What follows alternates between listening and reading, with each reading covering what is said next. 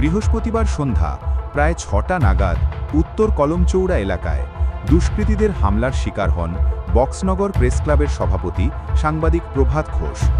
আকস্মিক এই হামলায় গুরুতরভাবে আহত হয়ে তিনি মাটিতে লুটিয়ে পড়েন। পরে স্থানীয় বাসিন্দারা দ্রুত তাকে উদ্ধার করে বক্সনগর সামাজিক স্বাস্থ্যকেন্দ্রে নিয়ে যান। স্বাস্থ্যকেন্দ্রে কর্তব্যরত চিকিৎসক ডাক্তার রতন দেববর্মা প্রাথমিক চিকিৎসা প্রদান করেন। চিকিৎসকের পর্যবেক্ষণে জানা যায় প্রভাত ঘোষের মাথায় আঘাত লেগেছে এবং সেই স্থানে একটি সেলাইও করতে হয়েছে। বর্তমানে তিনি চিকিৎসাধীন রয়েছেন বলে জানা গেছে। এদিকে সাংবাদিক প্রভাত ঘোষের ওপর হামলার খবর ছড়িয়ে পড়তেই এলাকায় উদ্বেগের সৃষ্টি হয়।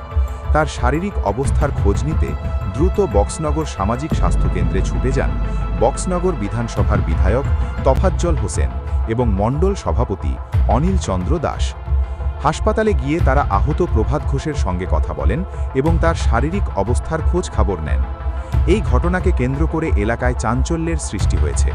স্থানীয়দের মধ্যে ক্ষোভের সঞ্চার হয়েছে এবং দোষীদের দ্রুত শনাক্ত করে কঠোর শাস্তির দাবিও উঠেছে।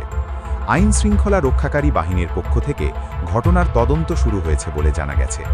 ডিডি রিপোর্ট, প্রতিবাদ নিউজ।